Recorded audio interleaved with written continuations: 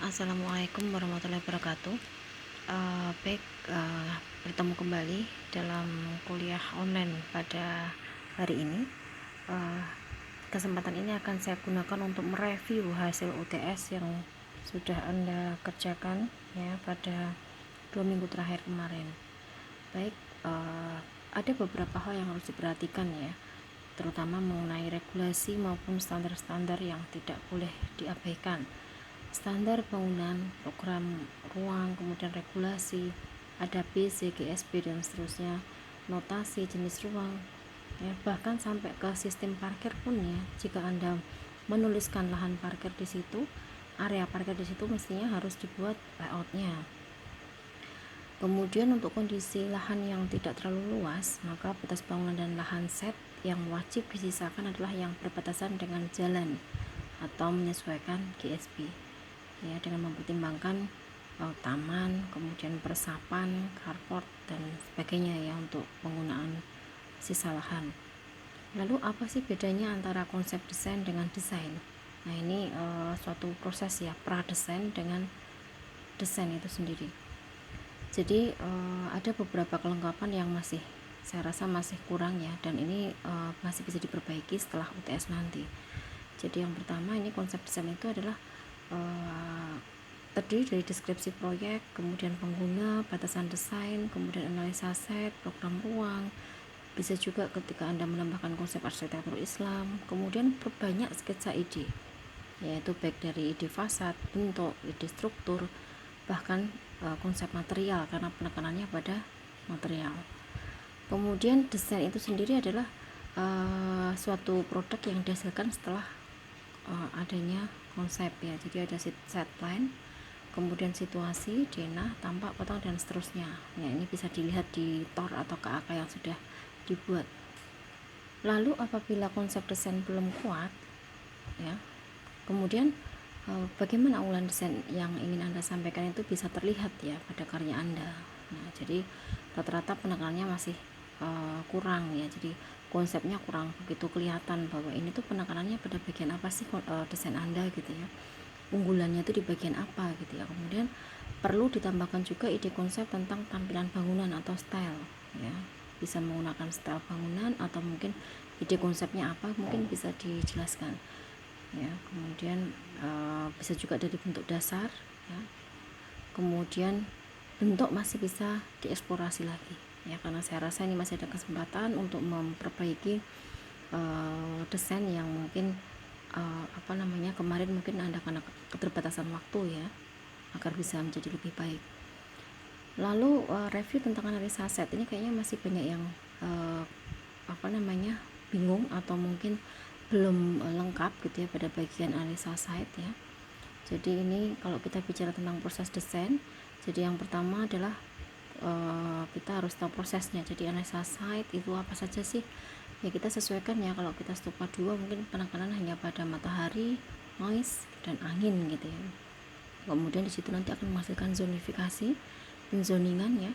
Kemudian dari situ nanti muncul jenah kasar. Nah, kemudian untuk konsep bentuk bangunan pun juga nanti akan menuju ke denah kasar ini melalui sketsa ide ya. Jadi mungkin bisa Anda terjemahkan dalam sketsa ide. Begitu juga dengan analisa ruang ya, baik pengguna, aktivitas, kemudian kebutuhan ruang. Ini nanti akan menghasilkan organisasi ruang dan juga akan merujuknya ke denah kasar. Nah, dari situ nanti akan muncul denah yang sebenarnya ini yang. Jadi seperti ini proses yang sebenarnya yang dimaksud. Lalu contoh analisa set dengan mind map ya. Jadi mungkin Anda bisa menggunakan dengan bantuan mind map atau mungkin dengan menggunakan tabel ya. Ini tidak ada keharusan untuk seperti apa gitu ya. Tetapi ketika Anda menggunakan mind map ini, saya rasa ini akan lebih efisien ya dan lebih efektif menurut saya ya, karena tidak harus membuat tabel satu persatu gitu ya.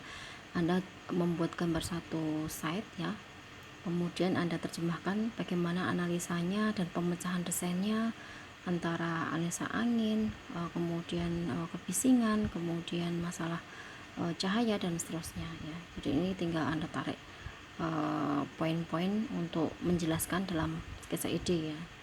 Tentunya pada respon desain terhadap set dan kondisi lingkungan yang ada. Nah, kemudian ini ya, pada bagian program ruang ini juga saya rasa masih ada beberapa yang belum lengkap ya, ini bisa dilengkapi.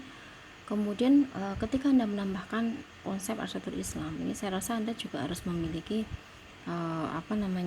dasar-dasarnya gitu ya. Jadi mungkin bisa Anda terapkan pada konsep sakinah, mawaddah, warahmah gitu ya, yang terkait dengan konsep rumah tinggal ya. Kemudian ini beberapa contoh mungkin bisa Anda pelajari sendiri ya, bisa Anda baca ya. Jadi ini contoh tugas kakak tingkat Anda ya. Jadi ini salah satu contoh bagaimana sih penerapan konsep arsitektur Islam gitu ya. Kemudian ini contoh yang lain juga ya. Jadi menerjemahkan beberapa poin konsep arsitektur Islam ke dalam desain. Ini beberapa contohnya. Lalu kenapa Anda masih sedikit sekali membuat sketsa ide ya? Karena saya rasa banyak keuntungan ketika kita memperbanyak sketsa ide. Jadi semakin kuat konsep ide desain, kemudian semakin terlihat juga karakter desainnya, semakin mudah dipahami dan semakin terlihat totalitas perencanaan desain ya. Lalu ada hal yang perlu saya koreksi juga, perbedaan antara situasi dengan set plan. Nah, ini adalah contoh perbedaan. Apa sih bedanya situasi dengan set plan ya? Jadi mungkin set plan ini adalah di dalamnya ada denahnya ya. Jadi denah itu ini seperti dinding yang dipotong 1 meter ke bawah gitu ya, sehingga denahnya terlihat. Tetapi kalau situasi terlihat dari atas ya, jadi kelihatan atapnya. Nah, baik, ini adalah hasil review dari UTS kemarin ya. Saya rasa mungkin ini bisa menjadi masukan buat desain Anda. Kemudian ini bukan suatu akhir dari semuanya ya, tapi nanti bisa Anda perbaiki lagi. Kemudian beberapa koreksi ini bisa Anda kembangkan untuk menyempurnakan desain setelah UTS ya. Jadi bisa Anda baca. Lalu tugas untuk pekan ini ya, saya tidak memberikan tugas untuk mengumpulkan gambar gitu ya, karena ini masih satu pekan review ya, masih mereview hasil UTS kemarin ya. Saya cuma kepingin Anda memahami kekurangan dan kelebihan dari desain Anda. Jadi tolong Anda buat dalam secari kertas A4 ya, kemudian Anda ketik ya dalam bentuk PDF, kemudian Anda kirim upload ke psikologi ya tentang kekurangan dan kelebihan desain Anda dan hal-hal yang akan Anda perbaiki dan dikumpulkan minggu depan ya. Maksudnya perbaikan yang akan Anda kumpulkan pada minggu depan gitu ya, sehingga ini supaya terjadi komitmen dan supaya Anda bisa lebih tertib kembali gitu ya. Jadi memahami karya Anda sendiri ya, dan memahami kekurangannya dan menuangkan kelebihan dan keunggulan desain Anda ya.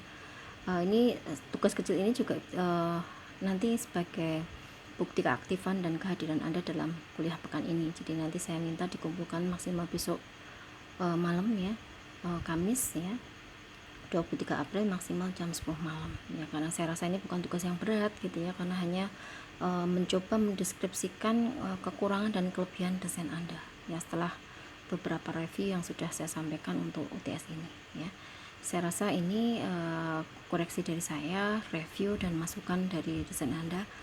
Tidak ada desain yang sempurna dan masih ada waktu untuk memperbaikinya ya, selagi Anda mau berusaha ya. Saya rasa mudah-mudahan nanti setelah UTS ini Anda mulai bisa memahami dan bisa menghasilkan desain-desain yang unggul ya.